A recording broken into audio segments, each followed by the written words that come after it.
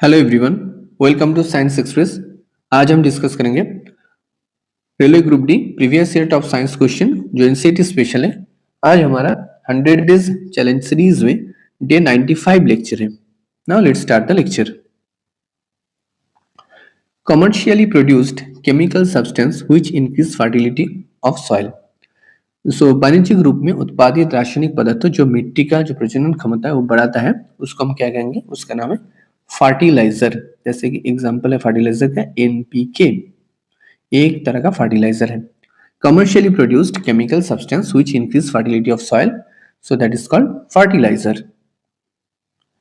Vermi composting is a method of composting that uses. Vermi compost में कौन सा चीज हम यूज करते हैं? वर्मी कंपोस्ट में हम अर्थवर्म का इस्तेमाल करते हैं। Earthworm. Vermi compost is a method of composting that uses earthworm. The process of converting wet waste to manure. ऐसा प्रोसेस जहां पर वेट वेस्ट को हम मैन्यूर में कन्वर्ट करते हैं, that is called composting. That is called composting. Which of the following is a micronutrient present in the soil essential for plant growth?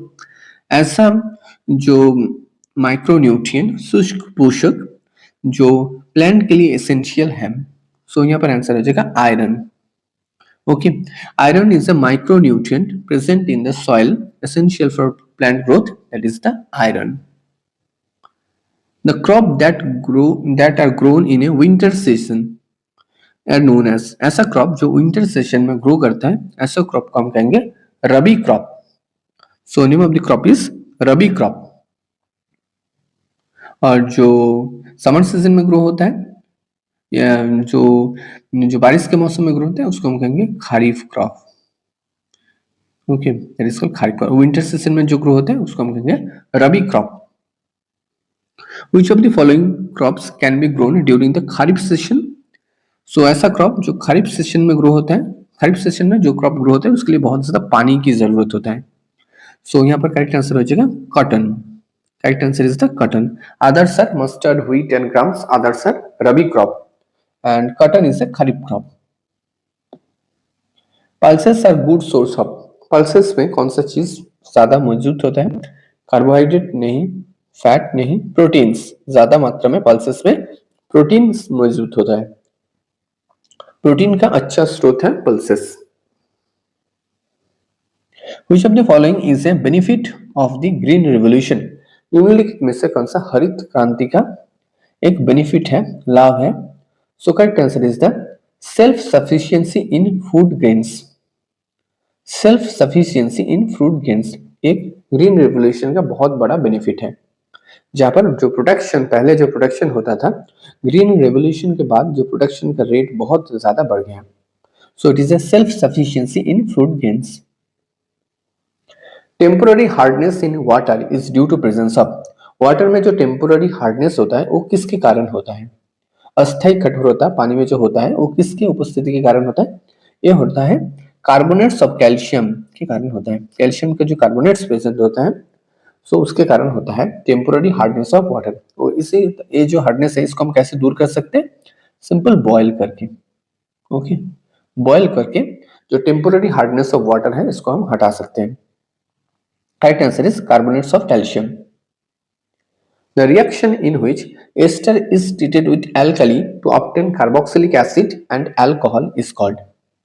So the reaction with ester is treated with ester को अगर हम alkali के साथ treat करें तो हम carboxylic acid and alcohol इसमें हम एक्वायर करते हैं। Okay, ester treated with alkali, we obtain carboxylic acid and alcohol. ये जो रिएक्शन है, इस रिएक्शन का नाम क्या है? इस रिएक्शन को हम कहेंगे saponification reaction. So name of the reaction is saponification reaction. 5 to 8% solution of acetic acid in water is known as। So acetic acid का जो 5 to 8% सॉल्यूशन होता है वाटर में, उसको हम किस नाम से जानते हैं? सो हम कमर्शियल इसको विनीगर के नाम से जानते हैं। सो एक क्वेश्चन और था, विनीगर में कौन से आ जाते हैं? एसिड मिलते हैं, वो होते हैं एसिटिक एसिड। विनीगर में एसिटिक एसिड मिलता है। 5 to 8% solution of acetic acid in water is known as vinegar. The functional group, that is COOH, containing organic compound are referred as a functional group, that is COOH containing organic compound are referred to as a carboxylic acid. Functional group that is COOH, इसको हम कहेंगे, इस functional group का नाम है carboxylic acid. CHO इसका नाम है एल्डिहाइड. CO इसका नाम है कीटो ग्रुप. ओके, और COOH इसका नाम क्या है? इसका नाम है carboxylic acid. Thanks for watching. Don't forget to subscribe science express. Thank you.